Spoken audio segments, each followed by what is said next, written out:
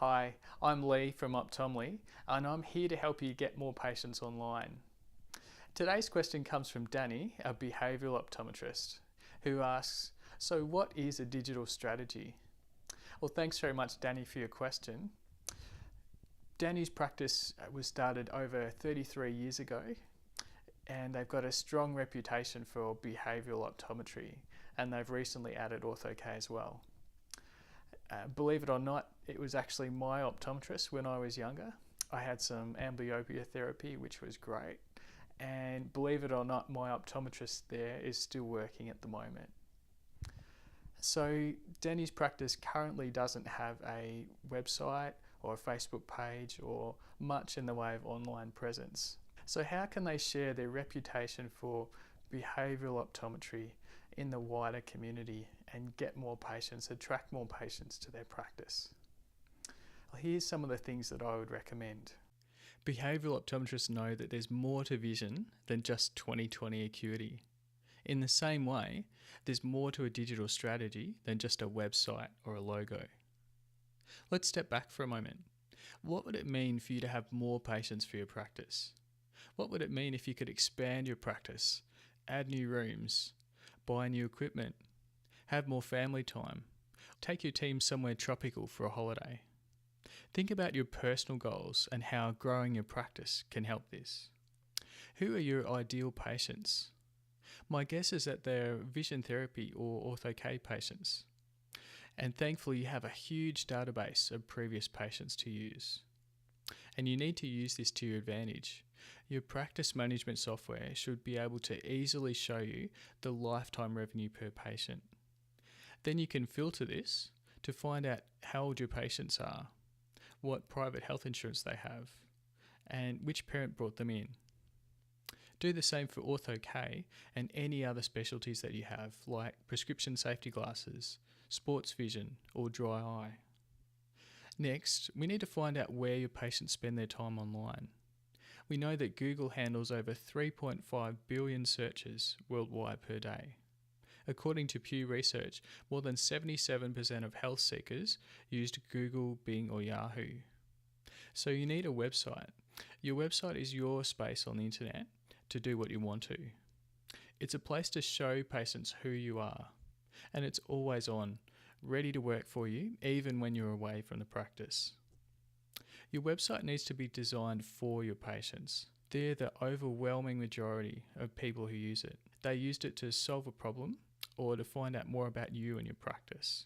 But you can mention a little bit about your history and how your practice started. On Google, there's over 50 searches per month for Behavioural Optometrist Melbourne. And there's two main reasons that people search on Google for this phrase. One is that they don't know what a behavioural optometrist is, but want to check out a practice website to find out more. The second is that they know what a behavioural optometrist is, and they want to locate one closest to them. Your digital strategy needs to cover both of these intentions. Your website needs to be optimised to show what a behavioural optometrist is, and also show your practice location. There are over a dozen optometrists within 15 minutes drive of your location. To cut through the noise, your website needs clarity. You need to answer 3 questions. What do you do? How will you make your patients' lives better? And what should a website visitor do next? The easier that patients can find answers to these questions, the quicker they'll understand how you can help them, and they're more likely to make an appointment from that. So now you've got clarity in your message, how can you give your website visitors a taste for your practice? With your iPhone, you can easily record a short video of your team, less than a minute or 2. But if you can show your enthusiasm for patient care, you'll stand far above any other optometrist. Because patients have just a limited time to be able to quickly work out where they want to go for their eyes. Perhaps you could say something like this. Hi, my name's Danny Chu from Howell Croucher Rotow and Associates. Even smart kids can struggle to learn and take information in. We tune into your child's eyes and train them to get back on track. This helps your child feel more confident and fulfilled as they learn. Make an appointment today on 9729 5822. A couple of great topics to cover, which would be popular with your patients, are: what is behavioural optometry? How will I know if my vision therapy is working? Do I need to wear my Ortho-K lens every night? And how do I go about cleaning it? You know the common questions that patients ask you in the consultation room, and the more of these that you can contribute to online, whether that's on your website or on Facebook or on another platform, the more places that can find those answers, the more they'll see you as the expert. Whatever places you list your details, it's important to have consistency across your directories. This includes directories like Silex, the White Pages, and others. Google My Business is important to get set up with.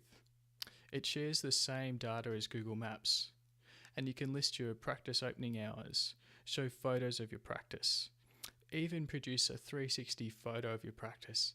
Patients can see a virtual tour of different places in your practice and how to get there as well. Where does social media fit into the mix? There's organic or unpaid social media, and that's a place to be consistent, and it'll help to boost the number of people who know, like, and trust you. And for paid social media, you can tailor that, especially with Facebook, to target a local audience of patients who are just like yours. And that's the richness of your database, your existing database comes in. For your existing patients, you've probably been collecting a few mobile phone numbers over the years, and you might even have a few email addresses too. And since these patients already know you, we can contact them online and get them to like your new Facebook page, or get them to take part in a competition to grow your followers and share that message with their friends. How can we measure success with your new digital strategy? Because at the end of the day, you want to see the return on your investment. We can measure the number of phone calls that you get from your website and your Facebook page. Online appointments can be also handy if you've got them. We can measure the number of visitors to your website and Facebook pages, and how many new followers you're getting, and how engaged they are, how many people like or comment or share your posts. You can also actively increase the number of patient email addresses that you collect. So what is a digital strategy? Well, it's patient focused. The information is designed to be read by them, consumed by them, and it's crystal clear as well. So they don't have to think about the ways that you can help them. It's all spelled out for them. They can get a taste of the experience of your practice, and they can get a glimpse of what the future will be like if they take your treatment and then progress through and achieve a great result. So that's what a digital strategy is about. It's about taking into account a lot more information and to use it to claim your space of the internet and to be able to share your message with other people. So I hope this has been really useful for you today, and that you can get a few more insights into what to do next. Thanks again to Danny for your question for today. If you'd like a personalised consultation, send me an email to Leigh, Leigh, at optomly.com.au. If it's your first time here, I'd love to send you a copy of the guide, Growing Your Practice with Social Media. Just head to optomly.com.au/updates, and you'll be able to click the link in this video, and it's also in the description below. Please share this video with a friend or a colleague who might be interested as well. Thanks again for watching, and please stay tuned for more.